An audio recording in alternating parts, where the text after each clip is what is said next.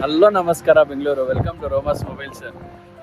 Closing ಟೈಮ್ನಲ್ಲಿ 11:30 ಆಗಿಬಿಟ್ಟಿತ್ತು. 11:30 ಟೈಮ್ನಲ್ಲಿ ಕಸ್ಟಮರ್ ಒಂದು ಸರ್ ವಿವೋ V60 ಬೇಕು ಅರ್ಜೆಂಟಾಗಿ, ನನ್ನ ಹತ್ರ ಫೋನ್ ಇಲ್ಲ, ಯೂಸಿಂಗ್ಗೆ ಫೋನ್ ಇಲ್ಲ, ಅರ್ಜೆಂಟಾಗಿ ಯೂಸಿಂಗ್ಗೆ ಫೋನ್ ಬೇಕಾಗಿತ್ತು ಅಂತ ರಿಕ್ವೆಸ್ಟ್ ಮಾಡಿದ್ರು. ನಮ್ಮ ಲೊಕೇಶನ್ಗಿಂತ 15 ಕಿಲೋಮೀಟ್ರ್ ದೂರ ಅವ್ರಿಗೆ ಡ್ರೈವಿಂಗ್ ಇದು ಡೆಲಿವರಿ ಕೊಡ್ತಾ ಇದ್ದೀವಿ. ಡೆಲಿವರಿ ಕೊಟ್ಬಿಟ್ಟು ಕಸ್ಟಮರ್ ರಿವ್ಯೂ ಕೇಳೋಣ, ಹೆಂಗೆ ನಮ್ಮ ಎಕ್ಸ್ಪೀರಿಯನ್ಸ್ ಹೆಂಗಿತ್ತು ಅಂತ.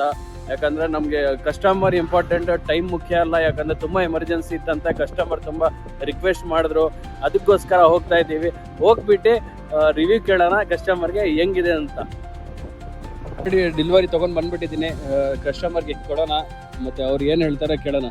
ಸರ್ ಹೆಂಗೆ ಸರ್, ಹೆಂಗೆ ನಮ್ಮ ನಂಬರ್ ಸಿಕ್ತು ಸರ್ ನಿಮಗೆ?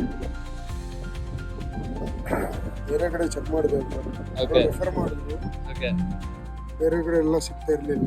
ಹಾಂ, ಅರ್ಜೆಂಟಾಗಿ ಡಿಸ್ಪ್ಲೇ ಹೊಡೆದೋಯ್ತು ಫೋನ್. ಡಿಸ್ಪ್ಲೇ ತೋರಿಸಿ ಸರ್, ನಿಮ್ಮದು ಫುಲ್ ಡಿಸ್ಪ್ಲೇ ಹೊಂಟೋಗ್ಬಿಟ್ಟಿದೆ ನಿಮ್ಮದು. ಅಲ್ಟ್ರಾ ಫೋನ್ದು ಡಿಸ್ಪ್ಲೇ ಹೊಡೆದೋಯ್ತು.